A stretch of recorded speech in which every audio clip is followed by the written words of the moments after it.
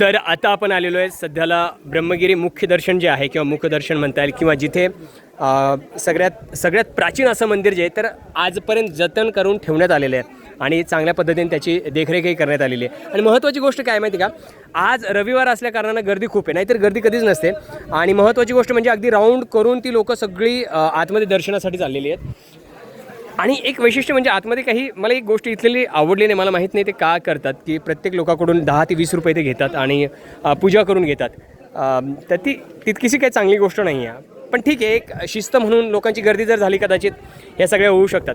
आणि अजून एक महत्त्वाचं वैशिष्ट्य म्हणजे एक गंमत तुम्हाला सांगायला, गंमत म्हणजे एक खूप चांगली गोष्ट मला इथली एक महत्त्वाची वाटते की इथे एक ठिकाण आहे, पाणी पिण्याचं एक ठिकाण आहे जिथे पाणी खरंच खूप शुद्ध आहे. म्हणजे अगदी तुम्ही ते पाणी पिऊ शकतात. म्हणजे अगदी मागच्या काही लोकांनी इथे चेक केलं होतं त्याचं ते टेस्टिंग करायचं असतं पाणी पिण्यासारखं आहे का किंवा काय.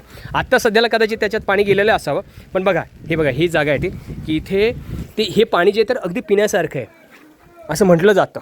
पण तितकंसं मला वाटतं आता सध्याला त्याच्यात कचरा आलेला आहे.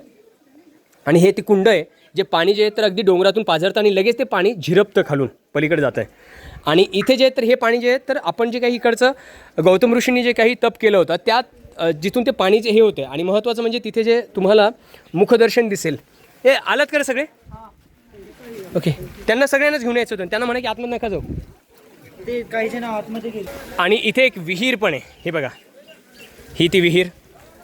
म्हणजे बघा ना इथे की त्या काळी ह्या सगळ्या गोष्टी किती व्यवस्थितपणे आजही आहेत बघा. आणि हे ते मंदिर आणि या मंदिराच्या शेजारी असलेलं ते कुंड आणि त्या कुंडाच्या शेजारी असलेलं ही विहीर. आणि या विहिरीच्या पलीकडे, त्या कुंडाच्या पलीकडे आहे गौतम ऋषींनी जे तप केलं होतं आणि जिथे त्या सगळ्या गोष्टी आजही तिथे खूप सुंदर पद्धतीने तिथलं झाड असतील किंवा इतर सगळ्या गोष्टी असतील. उन्हाळ्यात जर आलं तर खूपच सुंदर असं वातावरण इथं झालेलं असतं. तर चला आता आपण जाऊयात पुढचा भाग बघण्यासाठी.